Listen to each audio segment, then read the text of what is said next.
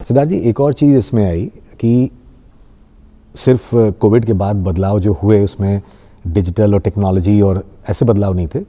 एक बदलाव भारत सरकार ने भी कर दिया, वो ये था कि नई शिक्षा नीति आ गई, जिसकी बात बहुत पहले से हो रही थी, कोई नई बात नहीं है, लेकिन इम्प्लीमेंटेशन इस साल से उसका हुआ 2022 में। तो मेरा ये कहना है कि क्या स्कूल्स इसके लिए रेडी हैं और आप एज ए स्कूल इसको कैसे देख रहे हैं? सर, ये जो नेशनल न्यू एजुकेशन पॉलिसी जो आई है, आई थिंक ये बहुत ही प्रोग्रेसिव स्टेप है इस देश के लिए। इस देश को एक नॉलेज इकोनॉमी बनाने के लिए आई थिंक ये बहुत प्रोग्रेसिव स्टेप है। बहुत सारे अच्छे स्कूल्स जो इस देश में हैं, ये बहुत समय से इन दिशा में काम कर रहे हैं, पहले से बहुत सारे अच्छे स्कूल्स। एंड कहीं ना कहीं जो नेशनल एजुकेशन पॉलिसी जो टीम थी, इन्होंने इन स्कूलों में रिसर्च कर के ही इसको एक पॉलिसी का ढांचा दिया है। और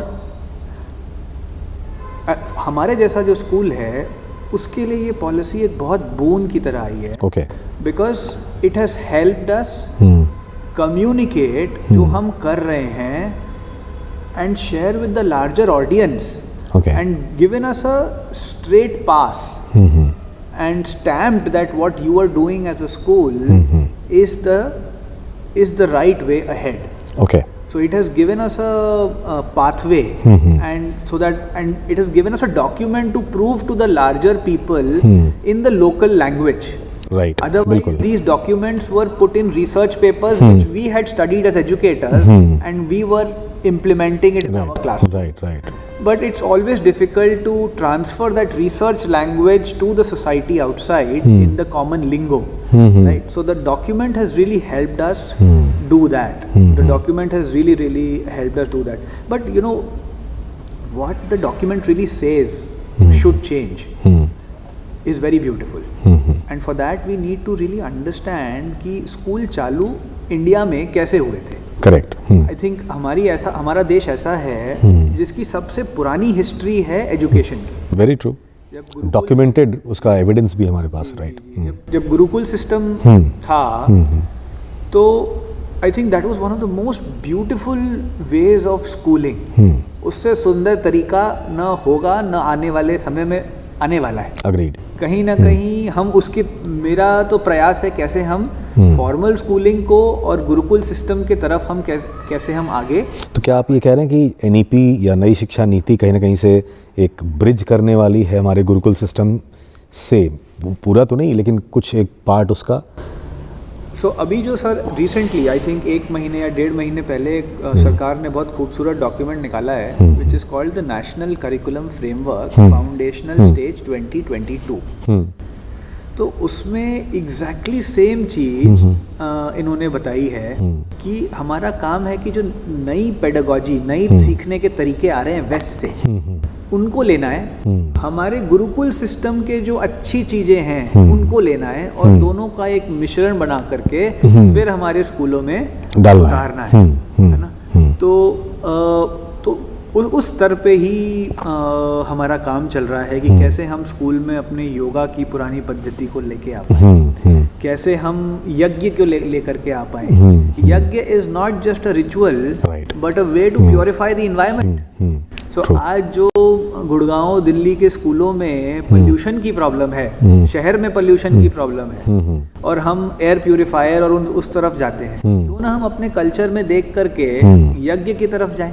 it's a natural way of cleaning the environment. So हमें ये समझना है कि हम गुरुकुल की पद्धति से आ रहे हैं और इंडिया में जो फॉर्मल एजुकेशन आया वो जब ब्रिटिशर्स आए और उन्होंने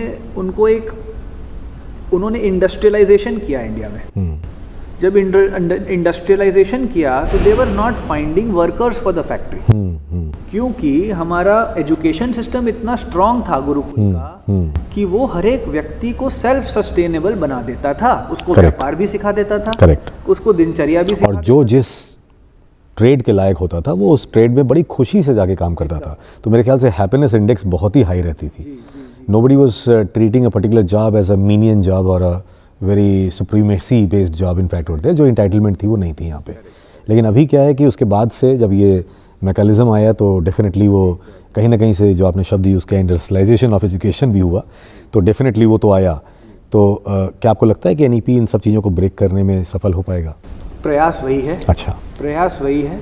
कुछ लोग सफल होंगे, कुछ लोग जिनके पास शायद उतने रिसोर्सेज नहीं हैं वो स्ट्रगल भी करेंगे। बट मेरा मानना तो यही है, जो देश पहला कदम रखता है वो दूसरा भी रखेगा, तीसरा भी रखेगा और 100वां भी रखेगा। बिल्कुल, तो मैं तो अच्छी सोच रखता हूँ, उस पर मैं इस देश को बनाने का काम कर रहा हूँ, मैं तो यही समझता हूँ।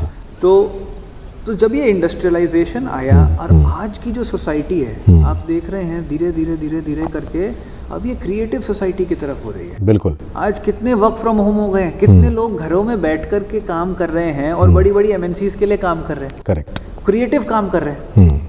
हर आदमी आज कंटेंट क्रिएट कर रहा है। बिल्कुल बिल्कुल। तो बिल्कुल। अब हम इंडस्ट्रियलाइज्ड सोसाइटी से मूव करके धीरे धीरे content creating knowledge based society की तरफ जा रहे हैं।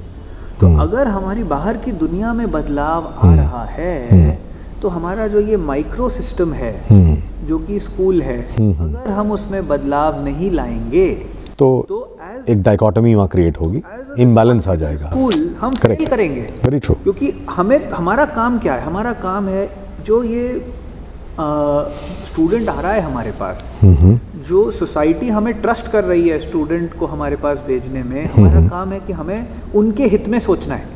ट्रू। सोसाइटी के बायसेस को के बारे में सोचना हमारा काम नहीं है। ट्रू।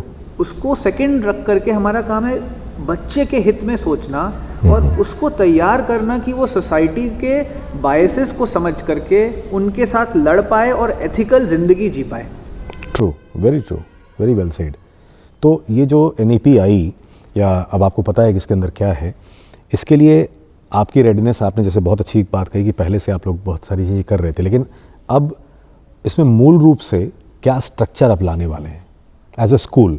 मैं बहुत सारे स्कूलों की तो बात नहीं कर सकता, लेकिन चूँकि आपसे बात कर रहा हूँ जो एक फ्लैगशिप स्कूल है इस शहर का, बनारस का, और हम ये टॉक शो ही पूरा हमने जो डिसाइड किया था कि एक कम से कम दशा तो नहीं बदल सकता, दिशा ज़रूर देने की कोशिश कर सकता है। तो as a responsible school, how do you see it going with you and your school now, apart from what you have been doing? क्या नई चीज़ें इसके कारण अब आप लाना चाहते हैं? सर हम देखिए, कोई भी सिस्टम, इतना बड़ा सिस्टम, सर मेरा मानना है कि वो एक रात में तो बदलता है नहीं। बिल्कुल। एक कंटिन्यूअस प्रयास है और छोटे छोटे हजारों लाखों प्रयास है।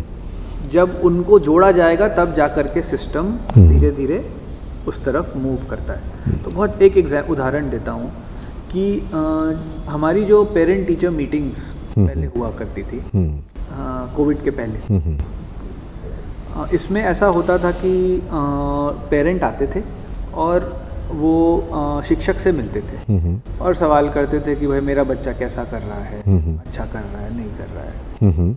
तो शिक्षक जब उनको बताता है तो कभी कभार कुछ अच्छी चीज़ें बताता है, कोई बच्चा जो अच्छा नहीं कर रहा उसके बारे में कुछ खामियां भी बताता है। तो कहीं ना कहीं हमने ये समझा कि वो जब कुछ खामियां बताता है तो शिक्षक और बच्चे का जो रिश्ता है वो कहीं ना कहीं खराब हो जाता है, उसमें खटास आती है, खटास आती है। हाँ, कोई अपने बारे में गलत सुनना नहीं चाहता। और बच्चों की ईगो लेवल इतनी ज़्यादा हाई हो गई है जो होनी नहीं चाहिए। इनफैक्ट ईगो एक बहुत ही पॉजिटिव वर्ड है, लेकिन मैंने ये देखा है कि बच्चे इसको बहुत ही नेगेटिव कॉन्टेक्स्ट में लेते हैं। Ego is personality, but ego is not self inflation of your own self. तो खुद से अपने ही आप को इन्फ्लेट करके देखना, तो ये कहीं ना कहीं से जब उसमें उस गुब्बारे में हल्का सा भी छेद जाता है तो उसकी हवा निकलती है। हमने इसके डायनामिक्स को पूरा बदला सर। अच्छा। इसमें क्या किया? देखिए, कोई भी बच्चा, कोई भी मनुष्य, टीचर हो, बच्चा हो, पेरेंट हो, वो अपने बारे में और अपने बगल वालों के बारे में हमेशा ही अच्छा सोचेगा। कभी कभार कुछ माहौल ऐसे हो जाते हैं, सिचुएशन ऐसी हो जाती है। ये आप बच्चों की बात कर रहे हैं? बच्चों की बात कर रहे हैं। तो बच्चा अपने बारे में अच्छा ही बताएगा, राइट, और सही चीज बताएगा, गलत नहीं बताएगा। करेक्ट। उसको सही पता है, करेक्ट। उससे ज्यादा उसके बारे में और किसी को नहीं पता है। True, very true. तो हमारा काम, हमने क्या समझा कि हमें बच्चों से सही सवाल पूछने और उस मीटिंग के पहले पूछने, और फिर उस मीटिंग में as a school, as a शिक्षक हमें कम से कम बोलना है।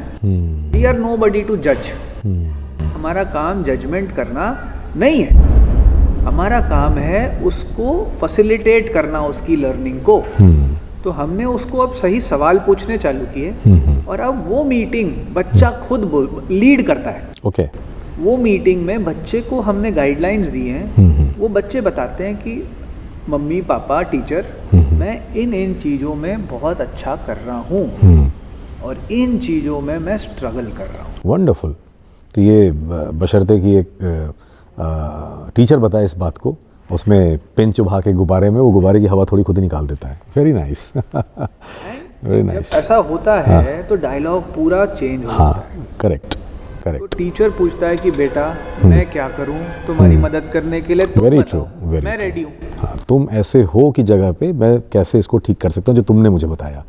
आई think that's a very positive बहुत स्टेप। छोटा सा बदलाव। नहीं, ये बहुत बड़ा बदलाव है। मुझे लगता है कि मैं बहुत ही वेहमेंटली स्कूलों में जा करके, आपके स्कूल में भी ये बात बोलता हूँ कि टीचर्स ट्रेनिंग वगैरह में, कि पेरेंट टीचर मीटिंग से बड़ा फ्यूटाइल कोई दूसरा एफर्ट है नहीं। बट आई थिंक इसने पूरा कॉन्टेक्स्ट चेंज कर देना है, क्योंकि अगर बच्चा खुद अपना असेसमेंट करे और वो गलत भी करे, ठीक है, लेकिन गलत करने में बच्चे को पता रहेगा कि ये गलत मैंने किया। तो मैं अगर आपसे, मैं डॉक्टर हूँ और आप मुझसे अपनी बात कह रहे हैं, बता नहीं रहे हैं कि मेरे पेट में कितना दर्द है या कहाँ है, तो डॉक्टर आपको ठीक कैसे करेगा? तो आपके लिए एज अ पेशेंट ये बताना ज़रूरी है। पहले समझना कि मैं पेशेंट हूँ या नहीं हूँ, और अगर हूँ तो एग्जैक्टली कितने प्रोपोर्शन में क्या, डॉक्टर साहब बहुत दर्द हो रहा है, तो डॉक्टर बोलेगा इतना दर्द हो रहा है तो आप दवा थोड़ी सी ज़्यादा ले लो मुझसे। तो definitely that's a very good thing, rather than doctor आपको डायग्नोज करके बताए, फिर तो आपके 50 टेस्ट होंगे और कोई इसको पसंद नहीं करेगा। I think that's a very very good way of moving forward, and will see how it really helps in your school which has been doing wonders in fact over there. ठीक तो है, ये एक बहुत छोटा सा मैंने एक एग्जांपल दिया। ऐसे आप अगर मैं बोलूँगा तो आई थिंक पूरा दिन निकलेगा। हाँ, बिल्कुल। ऐसे बहुत There are so many things, सारी yeah. चीज़ों के Right, ऊपर right. हम काम कर रहे Right, हैं, right. और इसको कैसे हम